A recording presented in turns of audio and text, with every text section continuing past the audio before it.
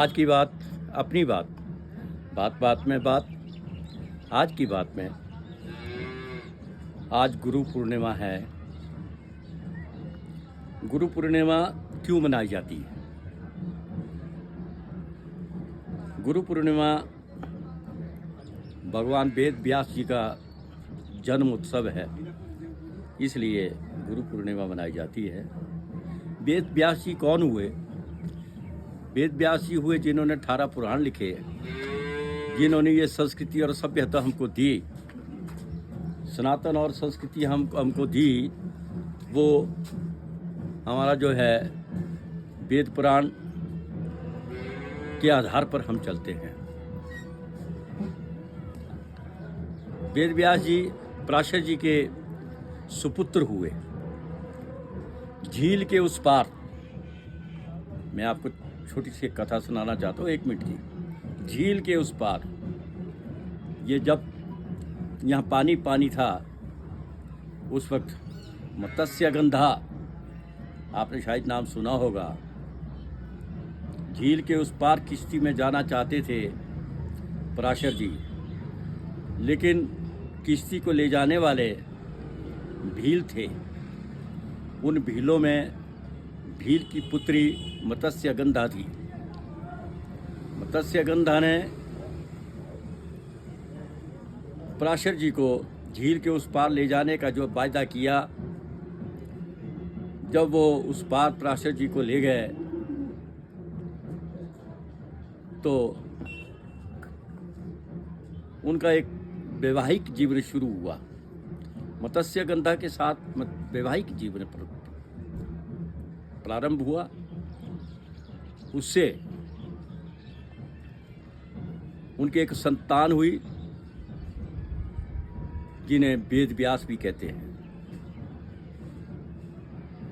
और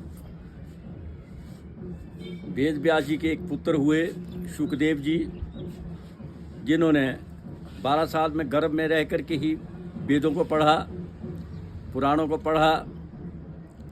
वेद व्यास जी ने 18 पुराणों को लिखा, और उसमें से एक भागवत भी है जो आज जन जन तक पहुंचा है।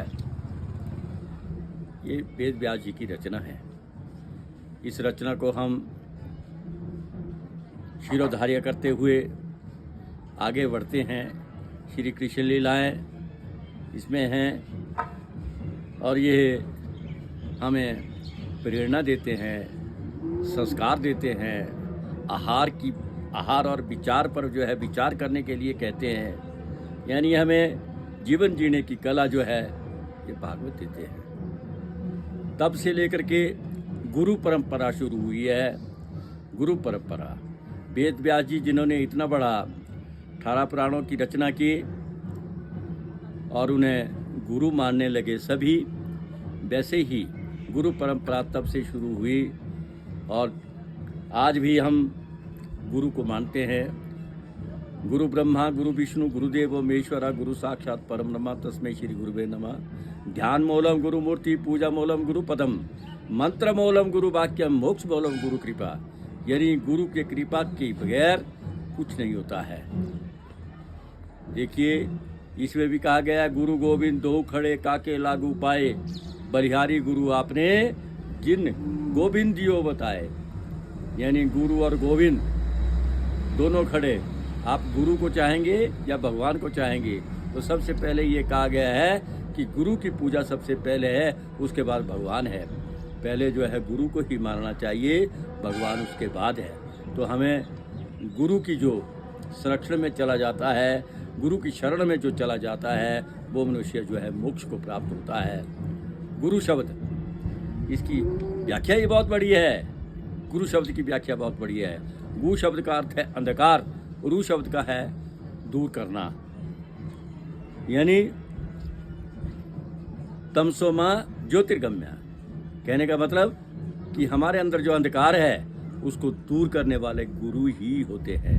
इसलिए हमें गुरु का आदर करना चाहिए। जो गुरु हमारे रहे हैं, हमें शिक्षा से लेकर के, दीक्षा से लेकर के, धर्म गुरु से लेकर के जैसे जैसे भी गुरु है वो हमारे प्रेरणा स्रोत है, जिन्होंने हमें मार्गदर्शन दिया है उसके मार्ग पर चलने के लिए। इसलिए गुरु पूर्णिमा की आपको बहुत बहुत बधाई।